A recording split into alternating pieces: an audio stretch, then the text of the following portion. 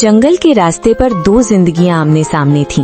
एक तरफ रमेश था, जिसकी सफलता की चमक चोरी और लालच से बनी थी, और दूसरी तरफ मोहन, जिसकी ईमानदारी ने उसे थका तो दिया था पर झुकाया नहीं था। रमेश को देखते ही मोहन ने अपनी फटी चादर सही की, पर रमेश की नजरों में छिपे तानों से वो खुद को नहीं बचा सका। अरे ओ मोहन भाई, कहाँ चले सुबह सुबह अपनी इस बूढ़ी कुल्हाड़ी को लेकर? फिर वही सूखी टहनियां ढूंढने? मरे हुए पेड़ तो अब शमशान में भी नहीं मिलते, तुम अब भी जंगल में उन्हें खोज रहे हो। राम राम रमेश भाई, बस कर्म कर रहा हूँ, नसीब में जो होगा मिल जाएगा। नसीब?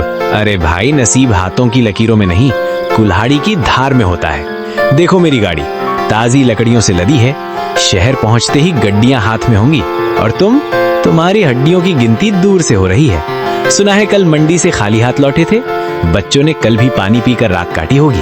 मोहन, आंखों में हल्की नमी पर आवाज में सख्ती। मेरे बच्चे क्या खाकर सोए, ये मेरी और मेरे रब की बात है रमेश, पर कम से कम उन्हें ये तो पता है कि उनका बाप किसी के हक की लकड़ी काटकर घर नहीं लाता। रात को जब मैं सोता हूँ तो मुझे परिंदों के उजड़े घोंसलों की चीखें सुनाई नहीं देती।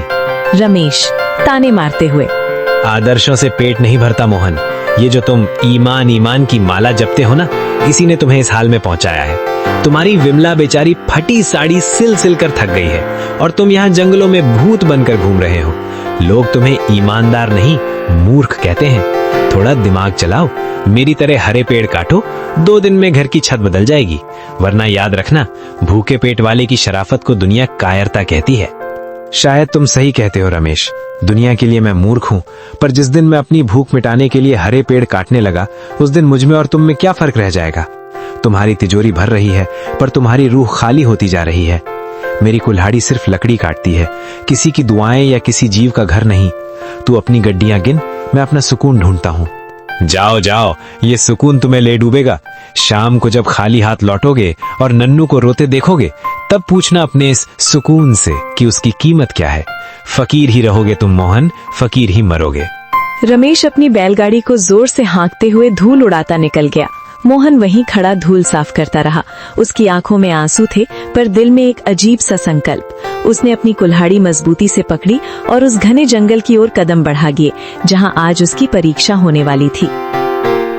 सूरज अभी ठीक से उगा भी नहीं था कि मोहन की कुल्हाड़ी की ठक ठक जंगल की सन्नाटे को चीरने लगी। शरीर में जान नहीं थी। कल रात सिर्फ आधा गिलास पानी पीकर सोया था, पर हाथों में बच्चों के भूखे चेहरों की याद ने बिजली भर दी थी। पसीना माथे से बहकर आंखों में जा रहा था, पर मोहन रुकने का नाम नहीं ले रहा था। बस थोड़ा और। आज अगर ये गट्ठर बड़ा होगा तो शहर की मंडी में अच्छे दाम मिलेंगे। नन्नू के लिए आज सूजी ले जाऊंगा। बेचारा बच्चा कल रात रोते रोते सोया है, और दीपू की चप्पलें भी तो टूट गई हैं। हे भगवान, बस आज ही लकड़ियां बिक जाएं और कुछ नहीं चाहिए। मोहन बड़ी मशक्कत से लकड़ियों का एक भारी गट्ठर अपने सिर पर उठाता है।